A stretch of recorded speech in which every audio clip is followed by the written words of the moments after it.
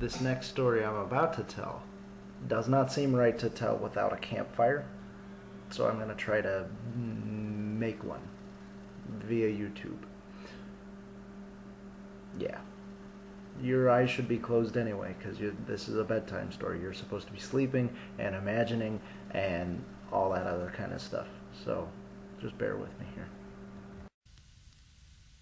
Here's an old favorite of mine. This is called the Cremation of Sam McGee. There are strange things done in the midnight sun by the men who moil for gold. The Arctic trails have their secret tales that would make your blood run cold. The Northern Lights have seen queer sights, but the queerest they ever did see was the night on the marge of Lake LaBarge where I cremated Sam McGee. Now, Sam McGee was from Tennessee, where the cotton blooms and blows. Why he left his home in the South to roam round the pole, God only knows. He was always cold, but the land of gold seemed to hold him like a spell, though he'd often say in his homely way that he'd sooner live in hell.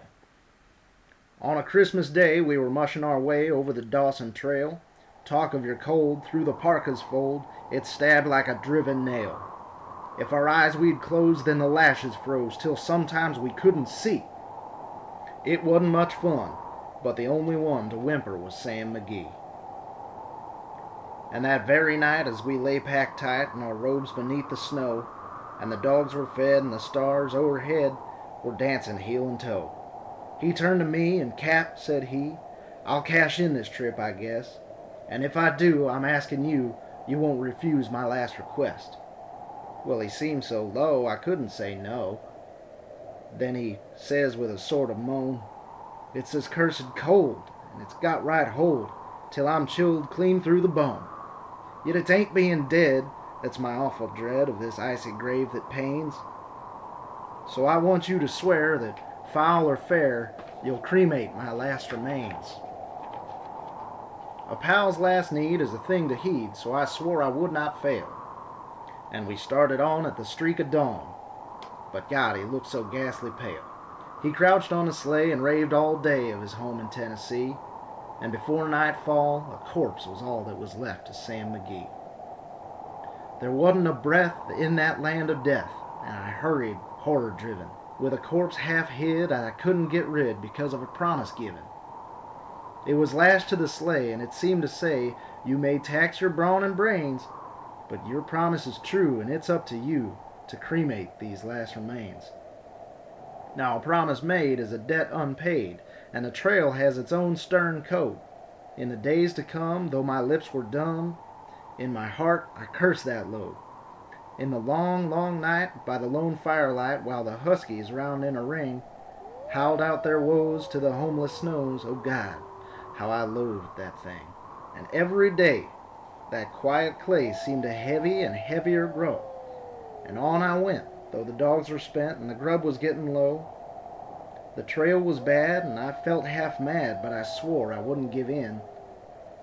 And I'd often sing to that hateful thing, and it'd hearken with a grin. Till I came to the marge of Lake LaBarge, and derelict there lay. It was jammed in the ice, but I saw in a trice it was called the Alice May. And I looked at it, and I thought for a bit, and I looked at my frozen chum, and then "Here," I said with a sudden cry, "is my crematorium." Some planks I tore from the cabin floor, and I lit the boiler fire. Some coal I found that was lying around, and I heaped the fuel higher. The flames just soared, and that furnace roared, such a blaze you seldom see. And I burrowed a hole in that glowing coal, and I stuffed in Sam McGee. Then I made a hike, for I didn't like to hear him sizzle so. And the heavens scowled, and the huskies howled, and that wind began to blow. It was icy cold, but the hot sweat rolled down my cheeks, and I don't know why. And the greasy smoke, in an eeky cloak, went streaking down the sky.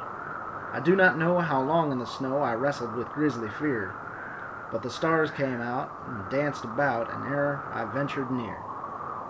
I was sick with dread, but I bravely said, "I'll just take a peep inside. I guess he's cooked, and it's time I looked." Then the door I opened wide. And there sat Sam, looking cool and calm in the heart of the furnace roar. He wore a smile you could see a mile, and he says, "Please shut that door. It's fine in here, and I greatly fear you'll let in some cold storm. Since I left Plumtree down in Tennessee, this is the first time I've been warm. There are strange things done in the midnight sun by the men who moil for gold.